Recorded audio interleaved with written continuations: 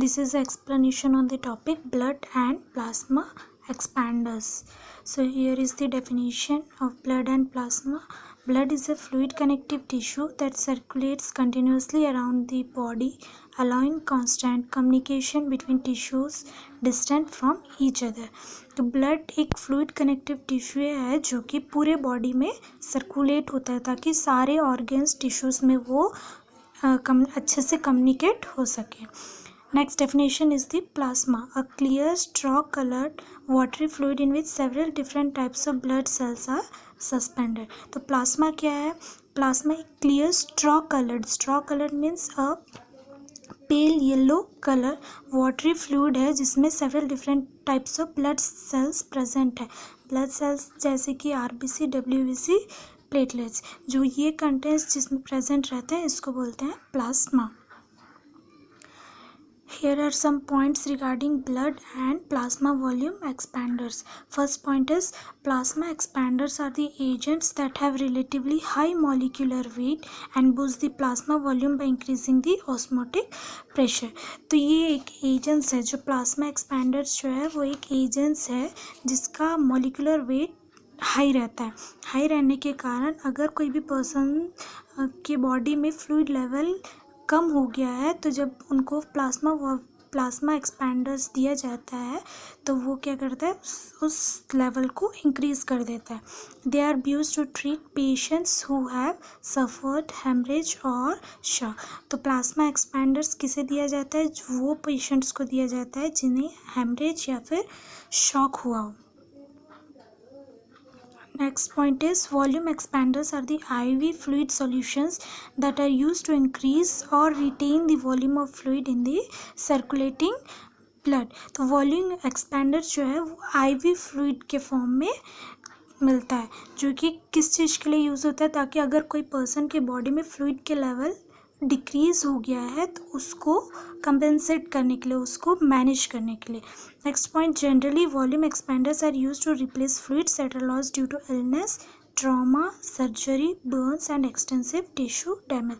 तो ये कब दिया जाता है वॉल्यूम एक्सपेंडर्स? जब कोई पर्सन के बॉडी में फ्लूइड लॉस हो गया किसके कारण? कोई इलनेस के कारण, ट्रॉमा के कारण, सर्जरी, बर्न्स और कोई टिश्यू डैमेज के कारण. These are used to correct hypovolemia due to loss of plasma or blood. अगर पर्सन हाइपोवोलेमिया के स्टेज में है तो उस कंडीशन में भी प्लाज्मा वॉल्यूम एक्सपेंडर्स दिया जाता है. So here are some types of volume expanders. There are two types of volume expanders. First is crystalloids, second is colloids. First, crystalloids. Crystalloids are aqueous solutions of mineral salts or other water soluble molecules. Example normal saline, dextrose, Ringer's solution, etc. तो ये crystallise जो है वो aqueous solutions है जिसमें mineral salts रहते हैं और अदर सॉल्युबल मॉलिक्यूल्स रहते हैं. क्रिस्टलॉइड्स के अंदर आते हैं आपके normal saline, dextrose and Ringer's solution जिसे हम RL कहते हैं. Second is colloids are the larger insoluble molecules such as dextran, human albumin, gelatin and blood. What do they do? तो अब कोलॉइड और क्रिस्टलाइड्स क्या करते हैं? जब एक बार कोई पेशेंट को दिया जाता है तो कोलॉइड्स और क्रिस्टलाइड्स अंदर जाके क्या करते हैं?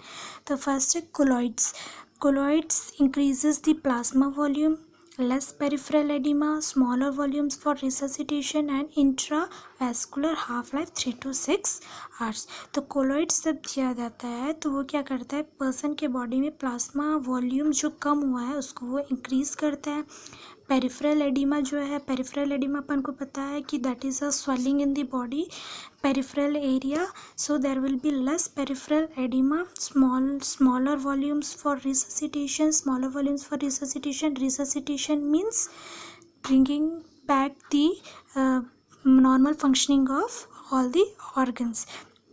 Next, intravascular half life 3 to 6 half life 3 to 6 hours. तो intravascular half life 3 to 6 hours में उसका जो हाफ लाइफ है वो कितना रहेगा 3 to 6 hours. Next is crystalloids. It is inexpensive. जो क्रिस्टलॉइड्स है वो ज़्यादा एक्सपेंसिव नहीं है।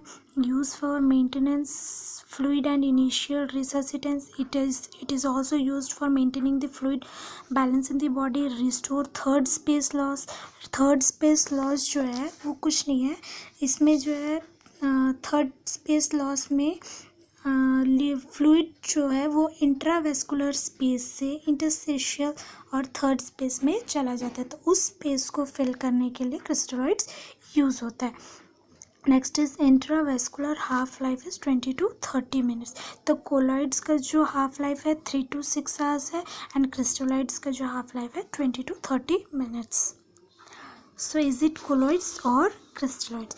यहाँ पे कुछ आइडियल प्रॉपर्टीज़ है प्लाज्मा वॉल्यूम एक्सपेंडर्स के।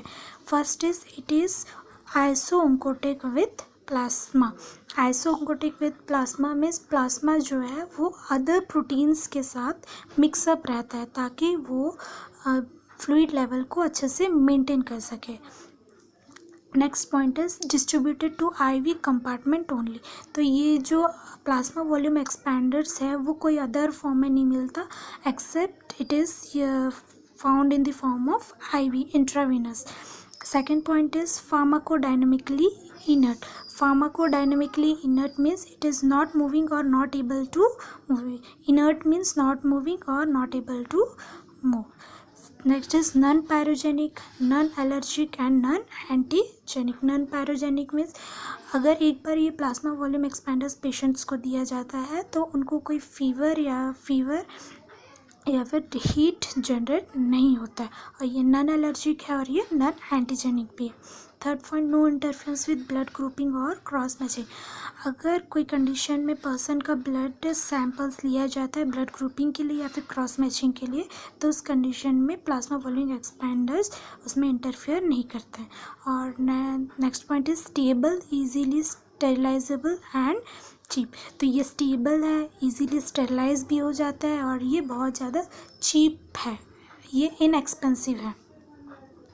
Here are some other volume expanders, human albumin, dextran, polygeline, PVP, hetastarch. So here is the mechanism of action. Generally works on the principle of osmosis. तो हमें पता है osmosis क्या है, it is the movement of molecules from lower concentration to higher concentration. तो ये एक उसके प्लाज्मा वॉल्यूम एक्सपेंडर्स में ये प्रिंसिपल यूज़ होता है, क्योंकि जब पर्सन के बॉडी में फ्लूइड वॉल्यूम लेवल डिक्रीज़ हो जाता है तो ये लो कंसनट्रेशन से हाई कंसनट्रेशन लेवल में लेके आता है। Next point, increases plasma osmotic pressure drawing water into plasma from intestinal fluid. तो ये क्या करता है, अगर ब्लड बॉडी में फ्लूइड लेवल कम हो गया है तो वो उसको मेंटेन करके चलता है। Next point, since the lost blood is replaced with a suitable fluid, the diluted blood flows more easily even in small vessels. जब ये दिया जाता है प्लाज्मा वॉल्यूम एक्सपेंडर्स तो इवन ये small blood vessels, small vessels में भी ये इजीली फ्लो होते हैं। Here are some crystalloids: normal saline, lactate Ringer's solution, dextrose solutions. The uses of plasma expanders. What are the uses of plasma expanders? Before only I have explained what is the use of plasma expanders, for what purpose we are used. So यहाँ पे कुछ और points हैं, जैसे कि ये plasma एक्सपेंडर्स कब दिया जाता है।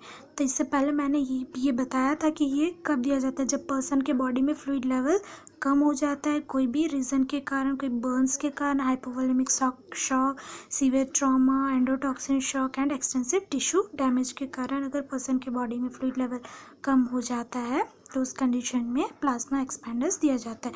तो एंडोटॉक्सिन शॉक का मतलब है a widespread infection causing organ failure and dangerous low BP.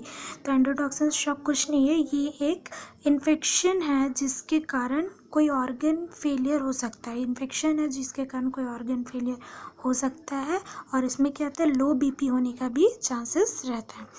And next point is can also be used as a temporary measure in cases of whole blood loss till the same can be arranged। अगर person को पूरा blood loss हो गया है कोई भी condition के कारण या फिर एक्सीडेंट इंजरीज इसके कारण अगर पर्सन के बॉडी में ब्लड लॉस हो गया तो उस कंडीशन में प्लाज्मा वॉल्यूम एक्सपेंडर्स दिया जाता है to replace the fluid volume in the body. Here are some contraindications to plasma expanders। तो किसे नहीं देना चाहिए प्लाज्मा एक्सपेंडर्स? जो पर्सन को एलर्जी हुआ है वैसे पर्सन्स को प्लाज्मा एक्सपेंडर्स नहीं दिया जाता है। Second is heart failure.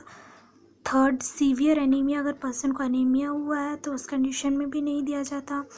Next is thrombocytopenia. Thrombocytopenia means deficiency of platelets in the blood.